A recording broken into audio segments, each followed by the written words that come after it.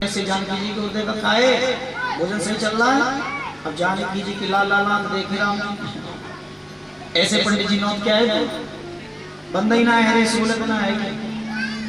राम जी बोले तुमने ही तो कहा था कि ऐसे पंडित जी नौत कहेंगे जो ज्यादा खाते हैं। अरे ज्यादा खाते खाने का मतलब ये नहीं कि सूलत में तो जाओगे यार, बंद नहीं है, कुछ करो महाराज। राम जी ने उसी समय अगस्त महाराज से कहा प्रभु अब थोड़ा कम करो।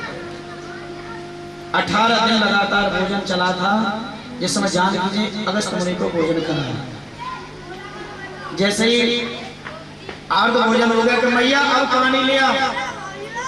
मैया ने सोचा कि 18 दिन भोजन किया, पानी में नया ने कितना पिए, एक आध दो मटका तो कुछ ना होगा ना।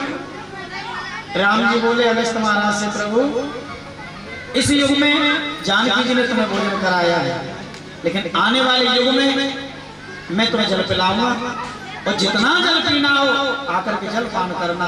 यही 7 दिन 7 रात लगातार जो जल की बारिश हुई, इस जल को अगस्त मुनि ने पिया है।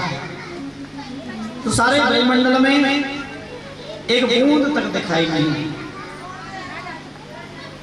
मेघ वाला ने जाकर के जैसे मेघों की सामर्थ्य खत्म हुई तो इंद्र से जाकर के कहा है। इंद्र ने देखा कि ये तो कृष्ण भगवान है। इंद्र इंद्राणी को लेकर के रथ में बैठ करके सीधे गोवर्धन धाम पहुंचे हैं।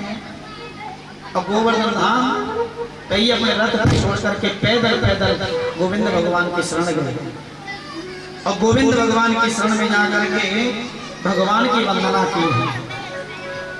पिता गुरुस्त्वं जगतामधीशो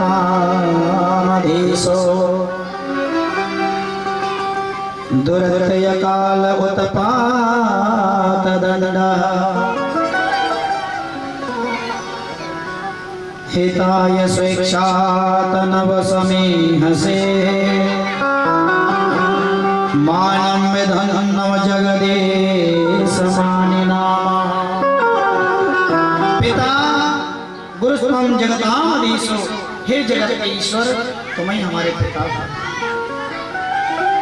मैं आपको पहचानने में मैंने बहुत बड़ी भूल की महाराज, अब मुझे क्षमा कर। पर महाराज आप तो चराचर के गुरु हैं,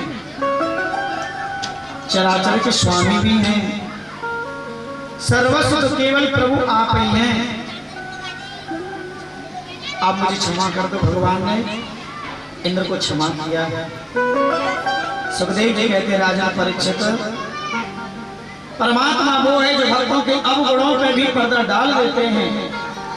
कितना भी अवगुण करे लेकिन एक बार शरण परमात्मा की चला जाए, भगवान के अवगुणों को भी नहीं देखते कि ये गलत है, तो सही है। ध्यान जो भक्तों के अवगुणों पर पर्दा डाल दे वही तो परमात्मा है, क्योंकि परमात्मा तो केवल भाव के ही भूखे हैं।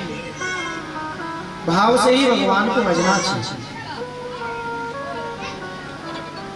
भाव बिन कुछ भी वो देवे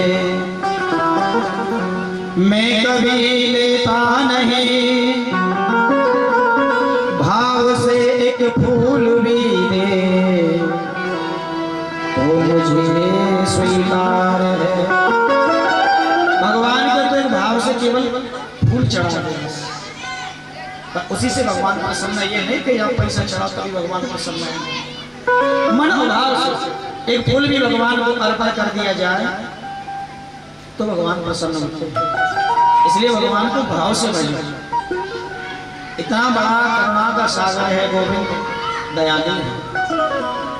आप लोग सोचो जिस कृष्ण को मारने के लिए ये पूतना गई, कितना बड़ा दयालु है भगवान। जिसको कोई मारने जाए उसे ही अपना धाम दिया है भगवान ने, अपने ही वैकुंठ धाम में पहुंचाया है।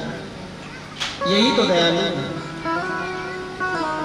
रामायण में लिखा है ना, प्रणत पाल रघुनायक करुणा सिंधु खरार और गए शरण प्रभु राखिए सवे अपराध विशेष। कितने भी पाप किए हों एक बार भगवान की शरण में चले जाओ, सारे पाप। सारे ब्रजवासियों को आनंद मनाया गया। सारे ब्रजवासी गुरु महाराज की पूजा करके चले हैं। दूसरा दिन एकादशी आई। एकादशी में एकादशी का व्रत बाबा नंद ने रखा। अर्धरात्रि में ही बाबा नंद की आंखें खुली। उन्होंने सोचा प्रातः काल हो गया, चलो यमुना में स्नान करके आओ। यमुना में स्नान करने के लिए गए। जैसे ही यमुना में स्नान करने के लिए घुसे हैं, अर्धरात्रि में वरुण जी के सेवक वहां पहरा दे रहे थे। वरुण के सेवकों ने सोचा ये अर्धरात्रि में जल में स्नान करने कौन आया। बाबा नंद को बंदी बना करके सीधे वरुण जी के पास ले गए।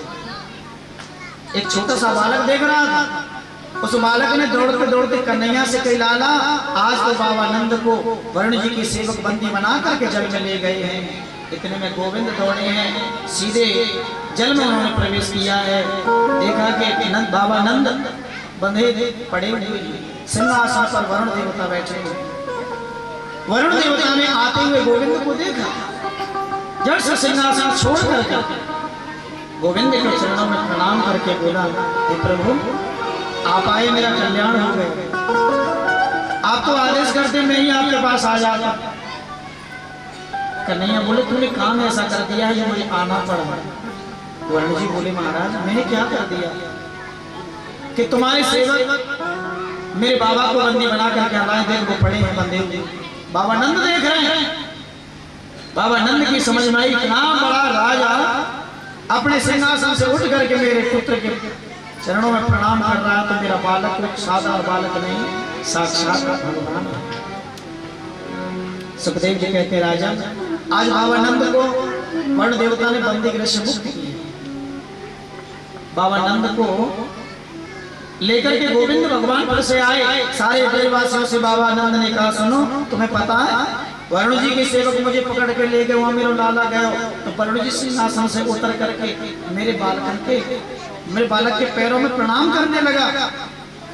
हे ब्रजवासी मैं सत्य कहता हूँ, ये कोई छोटा मोटा बालक नहीं, ये भगवान है।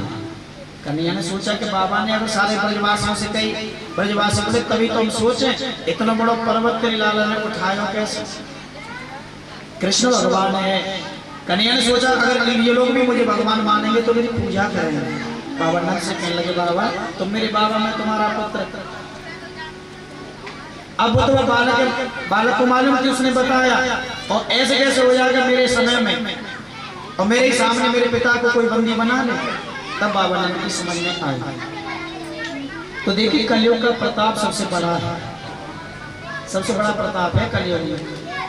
सतयुग द्वापर त्रेता में आदमी को एक पाप लगता था, उस पाप को बोलते थे मनसा पाप, मन से सोचने से ही पाप। लेकिन कलयुग में ऐसा कुछ नहीं है, सब बता रहा। कलयुग तो बहुत ही श्रेष्ठ है। सतयुग द्वापर त्रेता में तो एक बार आदमी मन में ही सोच लेता ना, हाँ उसी से पाप लगता था। लेकिन सबसे बड़ा पुण्य क्या है मालूम? इस कलयुग का रामायण में गोस्वामी तुलसीदास जी लिखते हैं,